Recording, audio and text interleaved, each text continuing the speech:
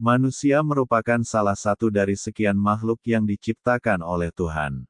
Bisa dibilang penciptaan yang paling sempurna daripada iblis, malaikat, dan ciptaan Tuhan yang lain. Manusia menjadi makhluk yang ditugaskan Tuhan untuk menjadi khalifah, pemimpin, di bumi. Tugas itu menjadi beban yang sangat berat bagi manusia karena manusia dituntut untuk bersikap bijaksana dan adil pada alam raya ini. Dalam perannya menjadi pemimpin di muka bumi ini, seharusnya manusia dapat mengatur dan berlaku adil kepada sesama manusia, alam, hewan, dan segala yang ada di alam semesta. Dalam konteks peranan sebagai khalifah, manusia juga ditugaskan memimpin daripada diri manusia sendiri secara lahir maupun batin. Hubungan antar sesama manusia, alam, dan Tuhan harus berjalan beriringan dengan manajemen yang baik dalam diri manusia.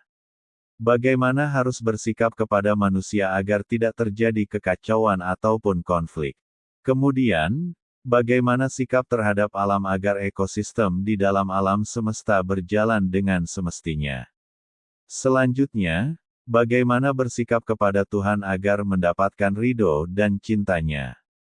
Di samping berbagai tugas manusia menjadi khalifah di bumi, jauh sebelum manusia melaksanakan tugasnya ada cerita tentang komponen dari manusia yang menyatu yakni ruh dan jasad.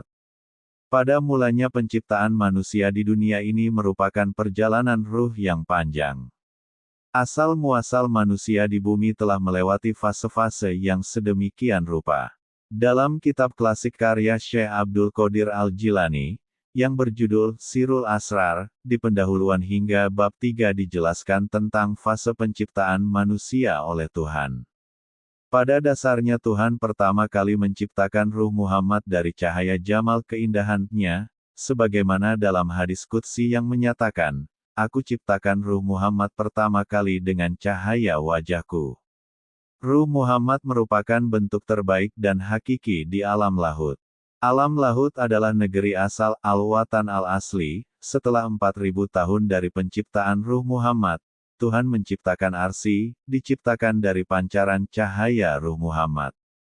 Kemudian dari cahaya itu pula makhluk dan alam semesta diciptakan. Selanjutnya, ruh-ruh tersebut dikembalikan ke alam yang paling rendah yaitu alam fisik, Kis. Atin ayat 5. Dalam perjalanannya menuju ke alam fisik Tuhan menurunkan ruh pertama kali dari alam lahut ke alam Jabarut dan membungkusnya dengan cahaya Jabarut. Ruh di alam ini dinamakan ruh sultani. Kemudian, dari alam Jabarut diturunkan ke alam malakut dan Tuhan membungkus dengan cahaya malakut. Ruh di alam ini dinamakan ruhani.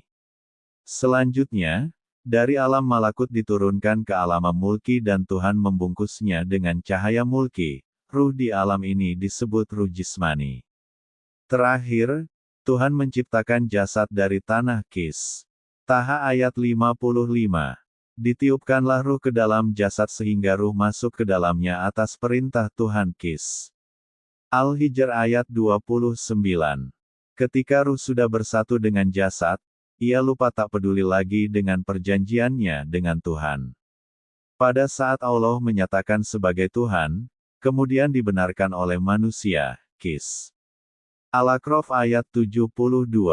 Akibat bersatunya ruh dengan jasad, ruh tidak mau pulang ke negeri asal, alam lahut. Hal ini memunculkan sifat kecintaan terhadap dunia pada diri manusia. Namun Tuhan menolong manusia dengan diturunkannya nabi dan kitab-kitab samawi untuk mengingatkan kembali ke negeri asal.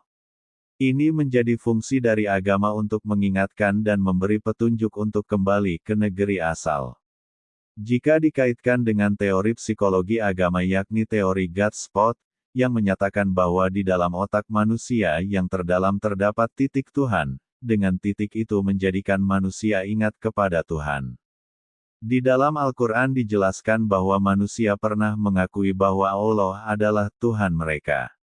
Namun, ketika ruh bergabung dengan jasad, manusia lupa akan perjanjian itu, sehingga, saat dikaitkan dengan teori God Spot, bahwa terkadang manusia juga mengingat Tuhan, dalam hal ini perjanjian dengan Tuhan. Sehingga, Dalam faktanya ada orang yang tidak agamis terkadang mencapai titik God spot ketika sedang kesusahan. Karena sejalan dengan teori Sigmund Freud bahwa agama adalah tempat ternyaman dari segala masalah, seperti anak kecil yang merasa nyaman akan kehadiran ibunya. Jadi, teori God spot yang menyatakan di otak terdapat titik Tuhan sejalan dengan peristiwa perjanjian dengan Tuhan yang dilupakan manusia. Kemudian, jika dilihat dari peristiwa bergabungnya ruh dengan jasad yang menyebabkan lupanya manusia terhadap perjanjian dengan Tuhan. Sebelumnya manusia tahu bagaimana jalan menuju negeri asal alam lahut.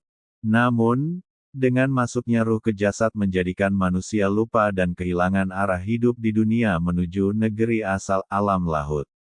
Oleh karena itu, tugas dan tujuan manusia adalah berusaha meneliti dan mengingat tentang bagaimana pulang ke negeri asal alam lahut dengan bekal ilmu. Dalam setiap perjalanan hidup manusia harus meneliti tentang kehidupannya dan proses meneliti ini memerlukan ilmu batin dan lahiriah agar sampai pada penelitian yang sukses.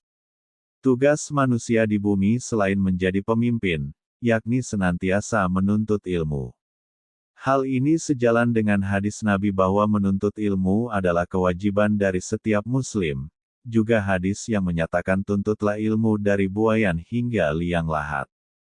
Jadi, jelas bahwa tugas manusia di bumi selain menjadi pemimpin, yakni senantiasa menuntut ilmu. Maka dari itu, tak boleh bosan dalam belajar. Dalam bahasa Jawa Sino terus belajar terus meneliti kehidupan agar tahu bagaimana pulang ke negeri asal alam lahut.